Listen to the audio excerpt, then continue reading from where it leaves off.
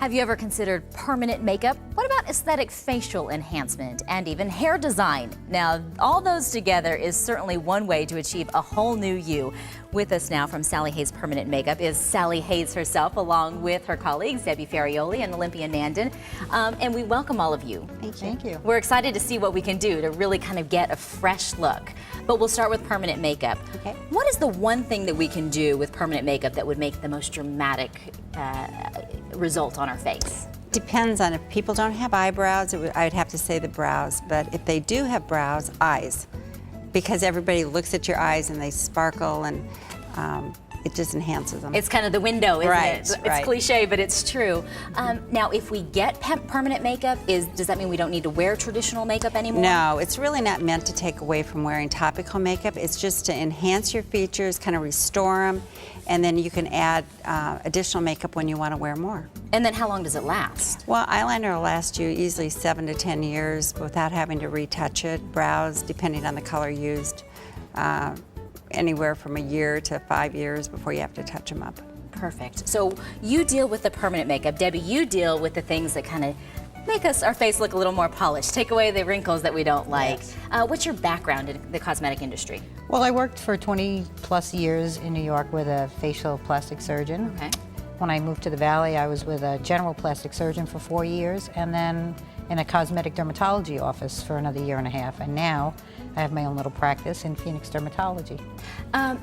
When you look at a patient, how do you decide what's going to best enhance their face and give them a better look and a more youthful look?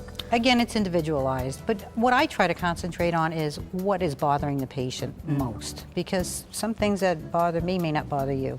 Yeah, my wrinkles on my forehead, outing I bet. myself. I know I'm not alone though. You know, and then another component of this overall new look is, of course, the hair, because we've got the face polish, but you have to complete the look, you've got to have hair. So what's more difficult to work with? Is there a certain type of hair, perhaps? Mostly curly hair is really difficult to work with, only because a lot of people don't know how to do it. And so you teach them how? You have to kind of teach a client. If they have curly hair, you kind of have to teach them how to do it. And then how do you decide if, after they've gotten their face looking fantastic, if they should have long hair, if they should have short hair, or what it should look like? I usually look at the body. Go with the body. You want to have the body match the head too. You don't want to cut the hair real short if you have really wide hips.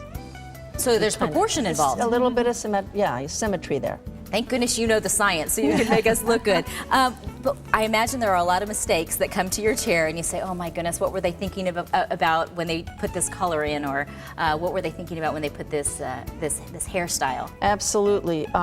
When you put a color in, you kind of have to look at the person's skin.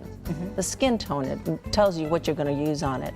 If the skin is too dark, well, you don't want to put something that's really high yellow on it, or you're not going to make her a blonde unless, you know, it's not something that you want to do. So what you do is you go something with the skin tone, you go with the reds, you go with the browns, you go with something that looks nice. If you look at a child's hair in the sun, you can see all the colors in their hair. It's not just one color.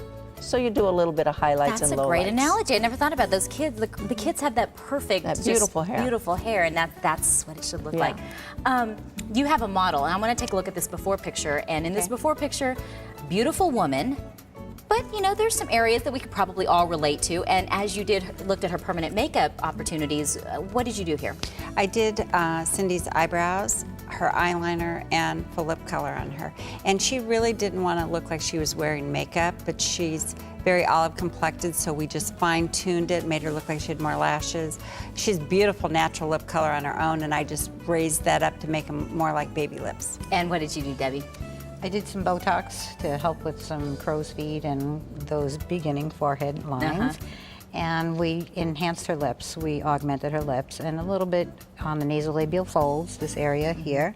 And I've done photofacials on her to help with her skin rejuvenation, take out sun damage. She looks like she's 25.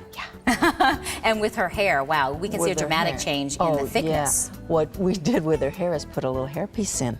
Voila. Voila. Yeah, they easy to buy, easy to put in, made for the customer. They have little clips in there. We just put it in the back. Okay. And she has longer hair, so it kind of blended with her hair, so it looks great. It makes her hair look like she has 2 times as much hair as she Ladies, does. you guys have an art to what you do, dramatic difference, and we thank you for being on Sonoran Living. You can get your complimentary consultation, by the way, with Sally Hayes, with Debbie, or Olimpia by simply calling 480-951-0539, and you can also visit the website permanentmakeup.com.